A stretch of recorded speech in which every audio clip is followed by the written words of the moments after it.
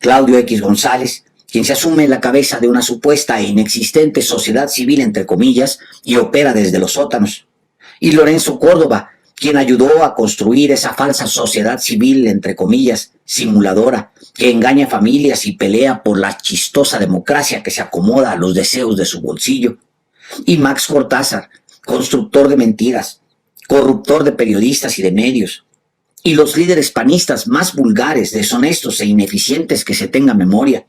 Y José Ángel Gurría, uno de los padres del neoliberalismo mexicano, culpable de que la desigualdad se profundizara en las últimas décadas, y tanto odiador a quienes debe su candidatura y de ellos se rodea, sin empacho, sin un gramo de vergüenza.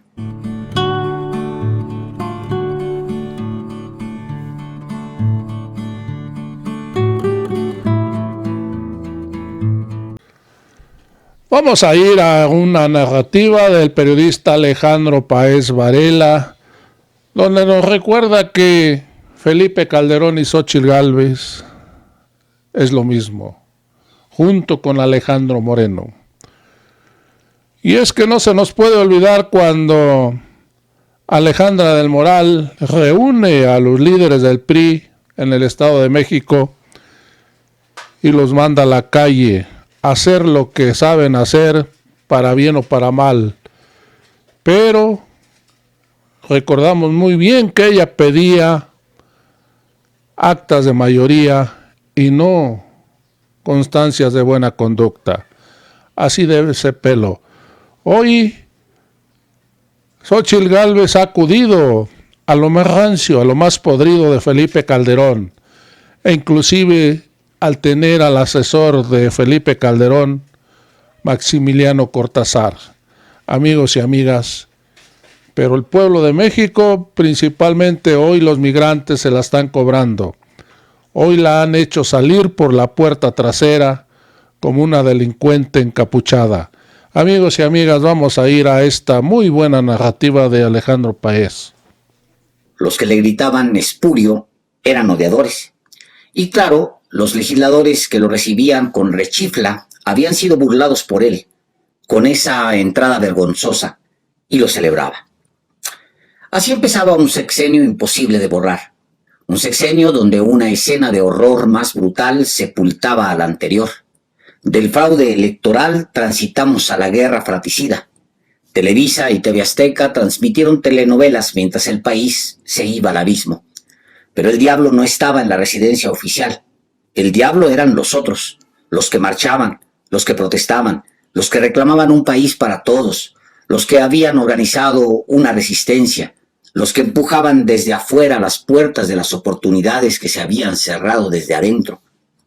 Calderón brincaba de una chapuza a otra más grande. Había apoyado la creación del Fobaproa como legislador.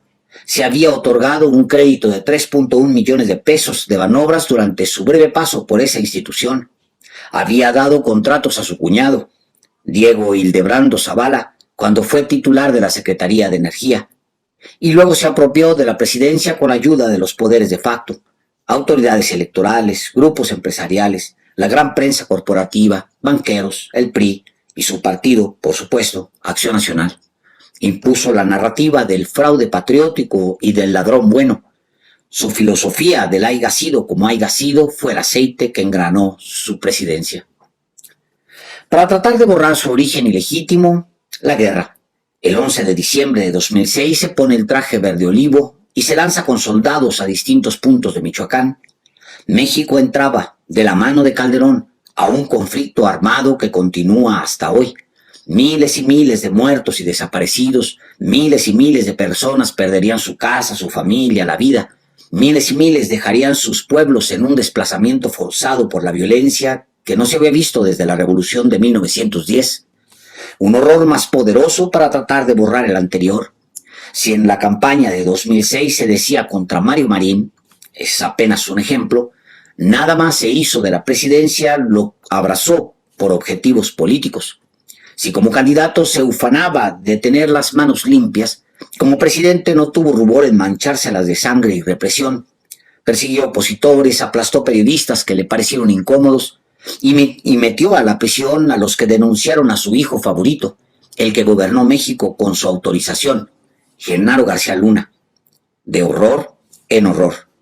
Y luego, sin más, abrazó al PRI y ayudó a Enrique Peña Nieto a que llegara a la presidencia, aunque significara traicionar a Josefina Vázquez Mota, la candidata de su propio partido, aunque significara violentar a los mexicanos y aunque todos supieran, y él también, lo que significaba regresar a la banda de ladrones al poder. Vi el viernes a Xóchitl Gálvez salir por una puerta trasera de un evento en Nueva York. Me recordó todo aquello. Vi su burla, el señuelo para evadir a los que protestaban en la calle. Me regresó años atrás. Volví a Felipe Calderón y se me puso la piel chinita. Y luego la vi acusar a los migrantes de odiadores y luego hacer como que no pasaba nada. Todo bien, ella en bicicleta. Comillas. Obviamente hubo a quien no le gustó que yo estuviera aquí. Protestaron llenos de odio, de coraje, de rencor, dijo Xóchitl Gálvez. Escuché a Felipe Calderón y luego recordé que una parte de los asesores del expresidente está con ella. Esa división no abona a nadie, agregó, y vi que era Calderón el que hablaba. Y antes de las protestas, vi el video donde pide al presidente López Obrador que limpie su nombre de las acusaciones de la DEA, cuando ella no ha podido explicar cómo, mientras era funcionaria pública, amasó millones y millones con sus empresas. Es hija, me dije, del haya sido como haya sido. Y Televisa y TV Azteca, mientras los migrantes la repudiaban, pasando telenovelas o transmitiendo programas de noticias que son más dañinos que las telenovelas. Y antes la vi rogándole a Alejandro Moreno, en un acto con priistas, un haya sido como haya sido. Yo les quiero decir que los necesito en la calle, su experiencia y la fuerza de Alito, porque vaya que es un cabrón, normalizando el fraude, normalizando la anomalía y haciéndose la chistosa. Un cabrón, dijo, como dice que ella es chingona, querrá decir un ratero. El mismo mensaje de Alejandra del Moral a los priistas de Domex. Tomen su lugar en la batalla y hagan lo que saben hacer, para bien o para mal. Queremos constancia de mayoría, no de buena conducta. Salgan y ganen la elección, dijo aquella. La misma cultura de la chapuza, el mismo espíritu antidemocrático de ella y de quienes la rodean. ¿Y quiénes la rodean? Claudio X González, quien se asume en la cabeza de una supuesta e inexistente sociedad civil, entre comillas, y opera desde los sótanos. Y Lorenzo Córdoba, quien ayudó a construir esa falsa sociedad civil, entre comillas, simuladora, que engaña familias y pelea por la chistosa democracia que se acomoda a los deseos de su bolsillo. Y Max Cortázar, constructor de mentiras, corruptor de periodistas y de medios. Y los líderes panistas más vulgares, deshonestos e ineficientes que se tenga memoria.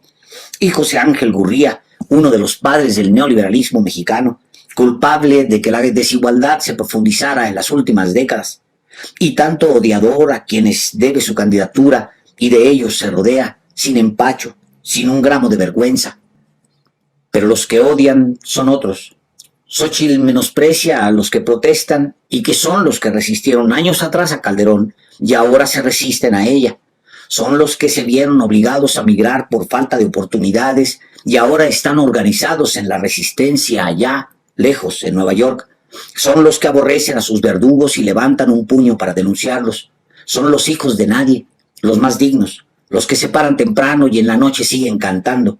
Son los que disfrutan cada conquista porque les ha costado sudor y lágrimas, no contratos con el gobierno.